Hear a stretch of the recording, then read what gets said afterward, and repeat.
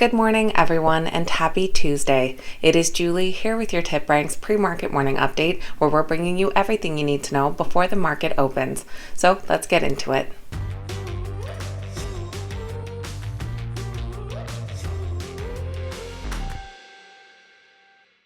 Alright guys, welcome back. Thank you all so much for being here. I hope you all had a fun and safe 4th of July weekend.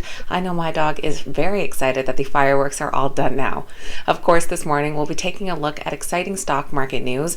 Not much happening for earnings this week, but we will see which stocks are the morning's biggest gainers and losers.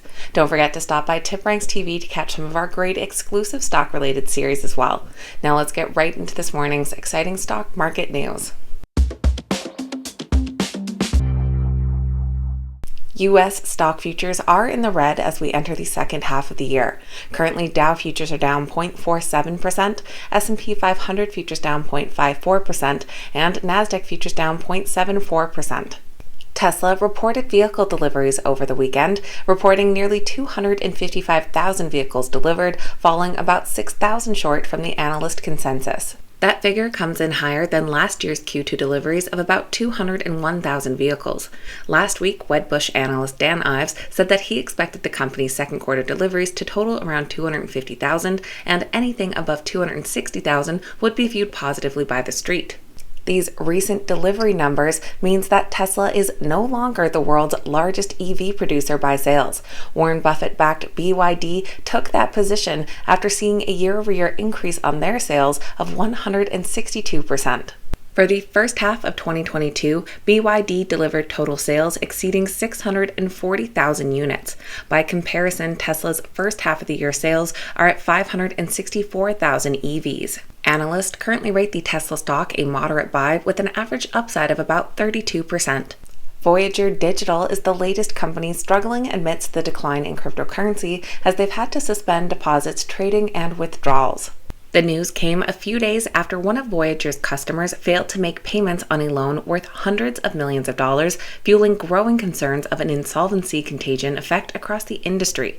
They said that while it was a tremendously difficult decision, they believe it was the right one given current market conditions, and that the decision is designed to give the firm additional time to continue exploring strategic alternatives with various interested parties. While the stock is still rated a moderate buy, all recent ratings are coming in as a hold.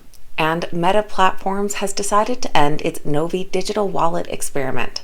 Novi is a crypto-based international money transfer service that Meta rolled out in the US and Guatemala back in October of 2021.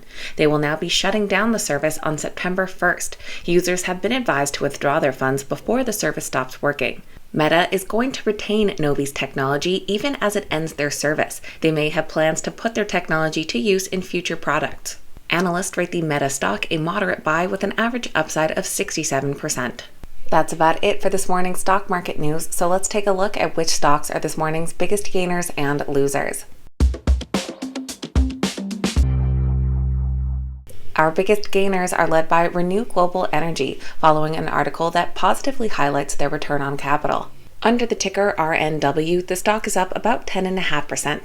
They're followed by Agilon Health under AGL, up over 6%, and Beijing under BGNE, up 5.5%. Our biggest losers this morning are led by WPP. They seem to be cooling off following gains last week when they announced they would be acquiring Powerhouse Digital. Under the ticker WPP, the stock is down about 9%. They're followed by Prudential under the ticker PUK, down 7.5%, and Aegon under AEG, down 6.5%. So that is going to be everything for Tuesday's pre-market morning update, getting you up to speed with what you need to know before that opening bell. If you made it to the end of today's video, make sure you hit that thumbs up button and say good morning in the comments down below. I always appreciate hearing from you guys. Have a great day, and I'll see you back here next time.